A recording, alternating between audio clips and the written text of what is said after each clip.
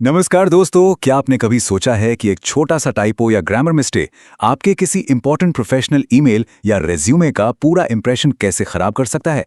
आज के इस डिटेल्ड इंटरैक्टिव इंग्लिश एक्सप्लेनर में हम एग्जैक्ट यही बात करने वाले हैं। हम उन कॉमन ग्रामर एरर्स को ब्रेक डाउन करेंगे जो लिखते वक्त हम सबसे अक्सर हो जाते हैं। कोशिश यही रहेगी कि इस सेशन के जरिए आपकी राइटिंग एक्यूरेसी बिल्कुल पॉलिश हो जाए। सो बिना किसी देरी के चलिए अपनी राइटिंग को बेहतर बनाने का ये सफर शुरू करते हैं। इन रूल्स को एकदम आसानी से समझने के लिए हमने इस चर्चा को लॉजिकली 4 हिस्सों में बांटा है। पहला, अपॉस्ट्रोफी और कंट्रैक्शन। दूसरा, एक जैसी आवाज वाले शब्द।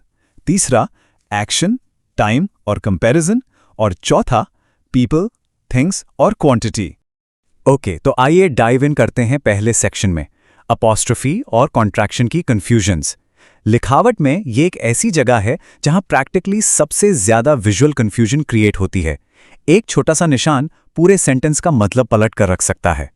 जैसे कि ये एक बहुत ही आम गलती जिसमें तो ऑटो करेक्ट भी अक्सर धोखा खा जाता है, इन दो शब्दों को मिक्स कर देना। लेकिन हमेशा याद रखने वाली बात यह है कि बिना अपॉस्ट्रोफी वाला इट्स हमेशा पॉजेसिव होता है, यानी ये सिर्फ और सिर्फ ओनरशिप दिखाता है। वहीं दूसरी तरफ जिसमें अपॉस्ट्रोफी लगा होता है यानी इट्स, वो लिटरली सिर्फ एक कंट्रैक्शन है जिसका मतलब है इट इज, दैट्स इट।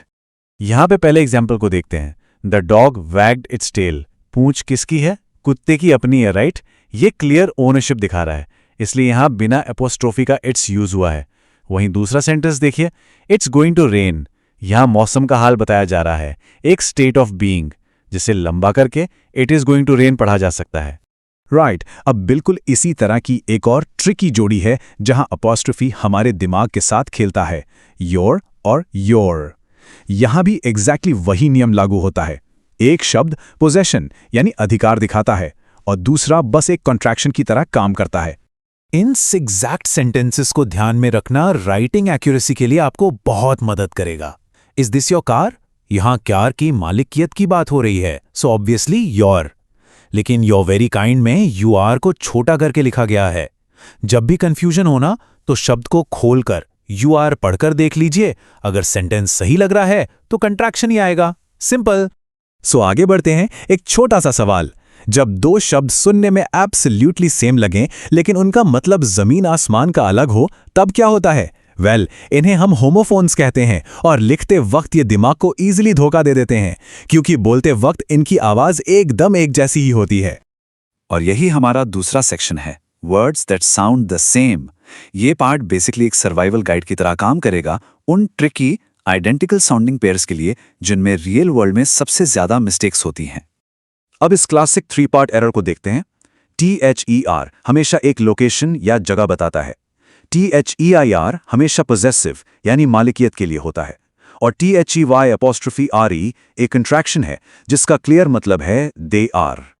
यहां context is completely king. The book is over there, किताब वहां है यानी एक जगह। देयर हाउस इज बिग, उनका घर बड़ा है यानी ओनरशिप। और they going to the park, वो पार्क जा रहे हैं यानी दे आर। बस कॉन्टेक्स्ट समझिए और गलती का चांस प्रैक्टिकली 0। चलिए अब एक और फेमस ट्रियो को देखते हैं जो बहुत कंफ्यूजन पैदा करता है। इसमें पहला एक सिंपल प्रपोजिशन है टू। दूसरा एक ऐसा शब्द है जो किसी चीज के एक्सेसिव होने या एडिशन को दर्शाता है, टू। और तीसरा तो बिल्कुल आम संख्या है, टू यानी 2। लिखते वक्त अपना एक छोटा सा मेंटल चेक बनाने की आदत डालिए। क्या किसी दिशा या डायरेक्शन की बात हो रही है, जैसे गोइंग टू द स्टोर? क्या किसी चीज की एक्सेस दिखाई जा रही है, जैसे टू टायर्ड? या फिर सिंपली कोई गिनती करनी है, जैसे 2 cats? ये छोटी सी ट्रिक ऐसी कॉमन गलतियों से हमेशा बचा लेती है। मूविंग ऑन, हमारा तीसरा सेक्शन, एक्शन, टाइम और कंपैरिजन।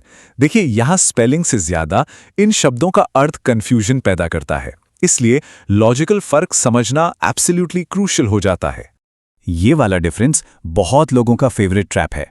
सबसे इंपॉर्टेंट पॉइंट ये है कि अफेक्ट जो ए से शुरू होता है वो एक एक्शन वर्ब है जिसका मतलब होता है इन्फ्लुएंस करना या प्रभाव डालना, जबकि इफेक्ट जो ई से शुरू होता है वो एक्चुअली उसका फाइनल रिजल्ट है और ये एक नाउन है। इन सेंटेंसेस को जरा ध्यान से देखिए। The weather will affect our plans, यहाँ मौसम एक एक्शन परफॉर्म कर रहा है, वो आपके प्लान्स पर प्रभाव डाल रहा है। बट दूसरे सेंटेंस में the effect of the new law was significant, यहाँ नए कानून का सीधा रिजल्ट बताया गया है जो कि EFFECT है।